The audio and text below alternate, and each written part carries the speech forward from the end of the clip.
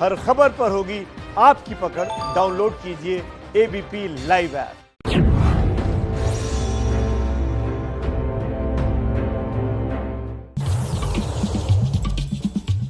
नमस्कार, आप देख रहे हैं कौन बनेगा मुख्यमंत्री। मैं आपके साथ शोभना यादव। कौन बनेगा मुख्यमंत्री में आज बात बिहार की राजनीति में बाहुबलियों के सियासी बल की करेंगे। चुनाव करीब है तो बाहुबली पाला बदल रहे हैं। जो कल तक नीतीश कुमार का गुण गाते थे वो अब तेजस्वी के साथ हैं। बिहार में बाहुबलियों की राजनीति का विश्लेषण करती हमारी ये खास रिपोर्ट देखिए। मोकामा के विधायक अनंत सिंह,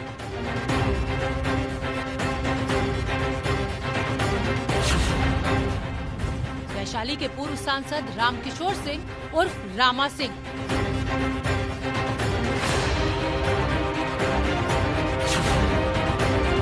सीमांचल का कुख्यात अवधेश मंडल,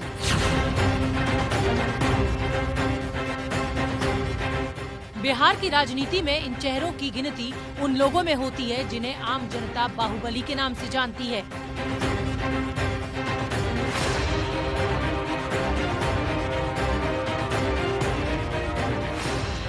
जी हां, बिहार के इन बाहुबलियों ने इस चुनाव में लालू यादव की पार्टी के लिए मोर्चा संभाल लिया है।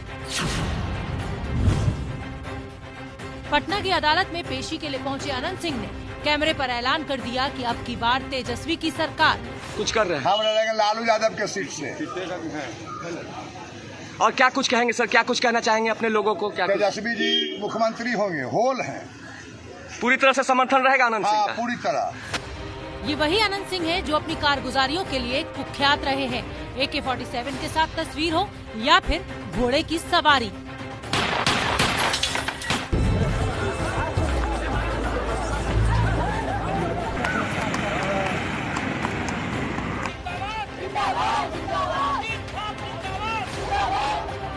इस तरह की तस्वीरों की वजह से अनंत सिंह पटना से लेकर दिल्ली तक चर्चा में रहते हैं।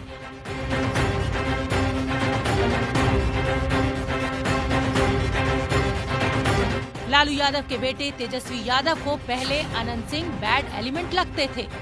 जो हमारी विचारधारा है हमारी पार्टी की, उससे विपरीत उनकी विचारधारा है। और आप देखिएगा जिस प्रकार के जो बैड एलिमेंट्स हैं उनको हम पार्टी में कतई नहीं आने देंगे। 2015 के चुनाव से पहले बाढ़ इलाके में यादवों की हत्या के बाद लालू यादव ने अनंत सिंह के खिलाफ खुलेआम मोर्चा खोल दिया था, जिसके बाद से अनंत सिंह जेल में पड़े हैं। चुनावी हलफनामे के मुताबिक अनंत सिंह पर हत्या, लूट, मारपीट सहित कई संगीन अपराधों के दर्जनों मामले चल रहे हैं। इसके बावजूद अनंत सिंह न सिर्फ तेजस्वी को मुख्यमंत्री बनाना चाहते हैं बल्कि मोकामा विधानसभा सीट से आरजेडी के उम्मीदवार भी बनना चाहते हैं। लालू की पार्टी अगर अनंत सिंह को उम्मीदवार बनाती है तो फिर ये पहला मौका होगा जब अनंत सिंह आरजेडी के टिकट पर मैदान में उतरेंगे। अनंत सिंह को मोकामा के इलाके में छोटे सरकार कहा जाता है।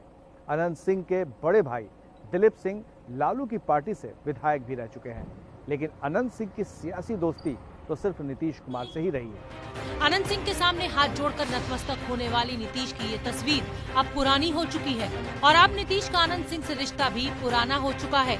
अनंत सिंह अगर आरजेडी के टिकट पर मोकामा से चुनाव लड़ते हैं तो फिर इस सीट का ही नहीं बल्कि आसपास की कई सीटों का भी सियासी समीकरण बदल जाएगा।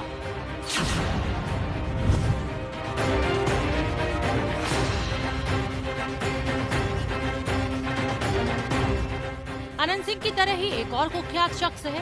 नाम है रामकिशोर सिंह उर्फ रामा सिंह। वैशाली जिले के रहने वाले हैं रामा सिंह।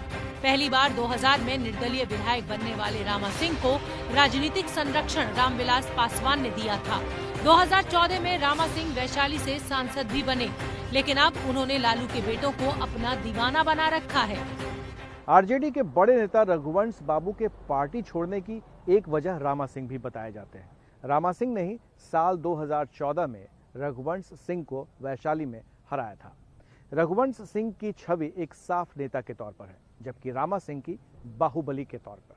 तेजस्वी और तेज प्रताप दोनों इस चुनाव से पहले रामा सिंह को हर हाल में पार्टी में लाना चाहते हैं। रामा सिंह वैशाली के जिस मेहनार इलाके में अपना प्रभाव रखते हैं वो इलाका तेजस्वी और तेज प्रताप की मौजूदा विधानसभा सीटों के आसपास है। लालू के दोनों बेटों को लगता है कि रामा सिंह की पार्टी में आने से इलाके में दबदबा बढ़ेगा और चुनावी फायदा भी मिलेगा। पार्टी को लगता है कि भाई रामा सिंह के जोड़ने से पार्टी को कहीं कुछ कार्यक्रमों में लाभ हो सकता है, किसी भी तरह का लाभ, तो इसलिए जो है सहमति दिया। आज भी जन समूह जो है लालू जी के समर्थन में खड़ा है और उसका परिणाम आपको इस चुनाव में देखने को मिलेगा। इसी तरह के एक और बाहुबली है अवधेश मंडल। अवधेश मंडल का नाम तो वैसे ज्यादा लोग नहीं जानते, लेकिन बिहार के सीमांचल इलाके में इनका सिक्का चलता है। इसी बाहुबली के दम पर पत्नी बीमा भारती विधायक है और मौजूदा वक्त में नीतीश सरकार में मंत्री भी। लेकिन अवधेश मंडल का कहना है कि पत्नी की राजनीति अलग और उनकी अपनी राजनीति अलग है। तेजस्वी से मुलाकात के बाद अवधेश मंडल ने चुनाव लड़ने की तैयारी कर ली है। अपना मन हम बना लिया, हमको जो है कि आरजेडी से लड़ना है, अगर आरजेडी टिकट दे देते हैं तो हमको लड़ेंगे हम जो आलमनगर से। अवधेश मंडल मधेपुरा की आलमनगर सीट से लड़ने की तैयारी कर रहा है, जबकि पत्नी बीमा भारती पूर्णिया की रुपौली से विधायक है। 2016 में अवधेश मंडल को पूर्णिया पुलिस ने हत्या के एक मामले में गिरफ्तार किया था, लेकिन तब इसके समर्थकों ने थाने से छुड़ा लिया था। अवधेश मंडल के अपराध के काले किस्से आज भी कोसी और पूर्णिया के इलाके में लोगों के जहन में जिंदा है। अवधेश पर कई मामले हैं। इलाके में अवधेश मंडल की दुश्मनी दूसरे बाहुबलियों से है।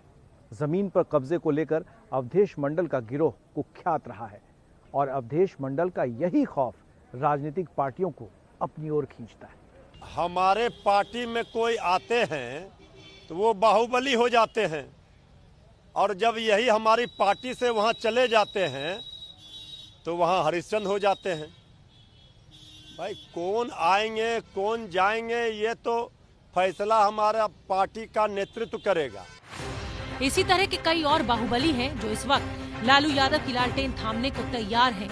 कहा यह जा रहा है कि नीतीश कुमार को हराने के लिए तेजस्वी यादव तमाम तरह की रणनीति अपनाने को तैयार हैं। तो चलिएगा कौन बनेगा मुख्यमंत्री में आपको इस समय की बड़ी खबर बता दें। बीजेपी के राष्ट्रीय अध्यक्ष जेपी नड्डा पटना पहुंच चुके हैं। नड्डा एनडीए में टिकट बंटवारे को अंतिम रूप देने वाले हैं। कल बिहार के मुख्यमंत्री नीतीश कुमार के घर टिकट को लेकर बैठक होनी है। मीटिंग में चिराग पासवान के जो बागी तेवर है उसको लेकर भी चर्चा होने की संभावना। हमारे साथ हमारे सहयोगी प्रकाश जुड़ रहे हैं। ये तस्वीरें भी हम आपको दिखा रहे हैं। जेपी नड्डा पटना पहुंच चुके हैं। प्रकाश, क्या एक्सक्लूसिव जानकारी आपके पास टिकट बंटवारे को लेकर?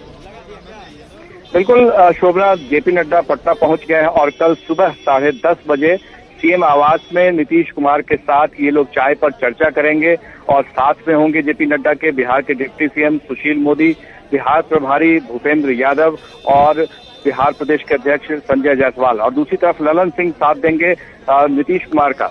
जाहिर है कि बातें जो उठेंगी, सबसे खास बात यह है कि सीटों के मुद्दे पर जो भी बातें दोनों के पक्षों में हो रही है वो तो होगा ही फाइनल। साथ ही चिराग पासवान जिस तरह का रुख अख्तियार किए हुए हैं उस पर भी ये चर्चा होगी कि आखिर उनका क्या करना है और किन शर्तों पर वो रहेंगे और कितनी सीटें उनको देनी है। दोनों, जब बीजेपी और जेडीयू दोनों आपस में बंटवारा कर ले, जैसा कि लोकसभा चुनाव में भी हुआ था कि बराबर बराबर की सीटें वहां हुई थी, तो यहाँ पर कौन सा फॉर्मूला जो है उसे फाइनल किया जाएगा ये देखना होगा जब बैठक खत्म हो जाएगी उसके बाद। बहुत बहुत धन्यवाद प्रकाश इस पूरी जानकारी के लिए। तो कल एक बहुत अहम बैठक होगी जेपी नड्डा, बीजेपी अध्यक्ष और बिहार के मुख्यमंत्री नीतीश कुमार के बीच। हम आपको बता दें कि रामविलास पासवान की पार्टी नीतीश कुमार को लेकर तल्ख तेवर दिखा रही है। अब जेडीयू ने रामविलास पासवान की काट के लिए दलित कार्ड चलने का फैसला किया है और इसके लिए बाकायदा तैयारियां शुरू हो गई हैं। दलित वोट बैंक के लिए क्या है जेडीयू का नया दांव, हमारी ये रिपोर्ट देखिए और समझिए। पटना में जेडीयू के दलित नेताओं की ये बैठक नीतीश का वो नया सियासी तीर है जिसके जरिए दलित वोट बैंक पर निशाना लगाने की कोशिश है। नीतीश सरकार में मंत्री संतोष निराला के घर पर पार्टी के कई दलित सांसद, विधायक और मंत्री जुटे। बैठक में तय हुआ कि दलितों के लिए नीतीश कुमार के फैसलों की वजह से उन्हें सम्मानित किया जाएगा। जो हमारे दलित समाज के, महादलित समाज के लोग हैं, पूरी तरह से नीतीश जी के पीछे खड़े रहेंगे और उम्मीद करें कि आने वाले 5 वर्षों में जिस तरह से 15 वर्ष में कार्य हुआ है उससे और तेजी से इन 5 वर्षों में कार्य होगा। दरअसल हाल ही में नीतीश सरकार ने फैसला लिया कि किसी दलित की हत्या होने पर परिवार के एक सदस्य को नौकरी दी जाएगी। SC/ST से जुड़े केस को 20 सितंबर तक निपटाने का आदेश दिया गया। इस फैसले के बाद पार्टी नीतीश को दलितों के सबसे बड़े रहनुमा के तौर पर स्थापित करना चाहती है।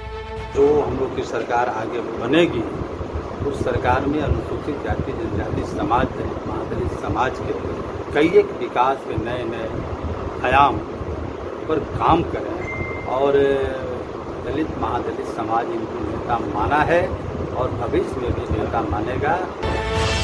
बिहार में करीब 16% दलित मतदाता है।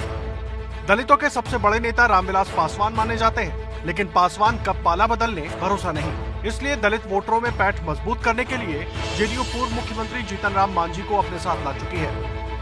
अब सरकारी नौकरी वाले फैसले को पार्टी मास्टर स्ट्रोक की तरह देख रही है।